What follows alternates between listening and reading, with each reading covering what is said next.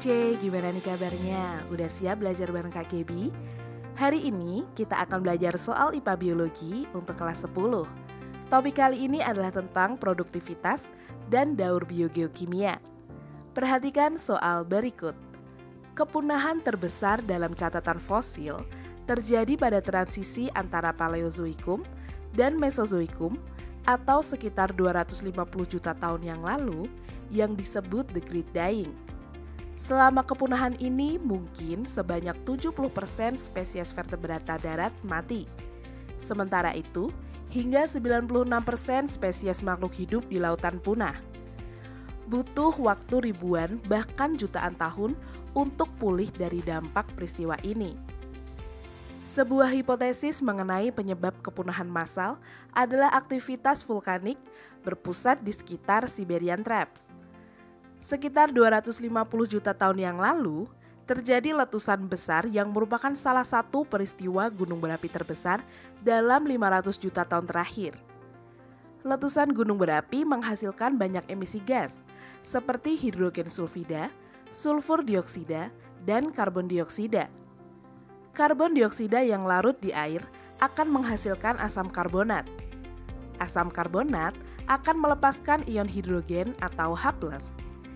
Ion hidrogen akan bereaksi dengan ion karbonat, sehingga mengurangi ketersediaan ion karbonat bagi makhluk hidup di laut untuk membentuk kalsium karbonat.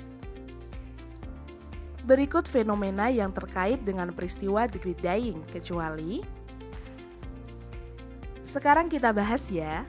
Letusan gunung menghasilkan emisi gas sulfur dioksida yang dapat bereaksi dengan air hujan membentuk hujan asam. Hujan asam tersebut dapat mencemari tanah dan merusak tanaman. Di sisi lain, batu bara adalah bahan bakar fosil yang terbentuk dari endapan organik, terutama sisa-sisa tumbuhan. Pada 250 juta tahun yang lalu, komposisi tumbuhan berbeda dengan zaman sekarang. Tumbuhan yang ideal dalam pembentukan batu bara hidup di tanah gambut dan umumnya berupa tumbuhan paku seperti paku pohon. Karena tumbuhan penghasil batu bara punah, akan terjadi kekosongan pembentukan batu bara setelah kepunahan massal terjadi. Karena sedikit tumbuhan yang cocok untuk melalui proses pembentukan batu bara. Selain itu, emisi karbon dioksida juga memberikan dampak. Karbon dioksida yang terlarut dalam air akan menghasilkan asam karbonat. Asam karbonat akan melepaskan ion hidrogen. Organisme laut membutuhkan ion karbonat dan ion kalsium untuk membentuk kalsium karbonat yang menyusun tubuh mereka.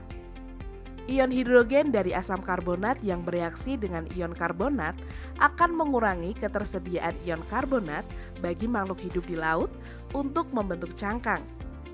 Beberapa organisme laut yang membutuhkan kalsium karbonat ialah moluska, arthropoda laut, dan terumbu karang. Organisme laut yang tidak dapat menghasilkan cangkang atau kerangka akan melemah dan mati. Banyaknya karbon dioksida yang larut dalam air juga menyebabkan pH air makin rendah atau makin asam. Akibatnya, kadar oksigen dalam air menurun. Organisme laut dapat mengalami hipoksia atau kekurangan oksigen dalam sel tubuhnya.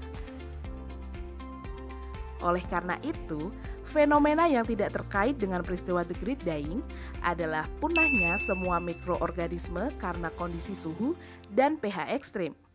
Karena ada beberapa jenis mikroorganisme yang dapat bertahan pada suhu dan pH ekstrim, misalnya bakteri termofilik.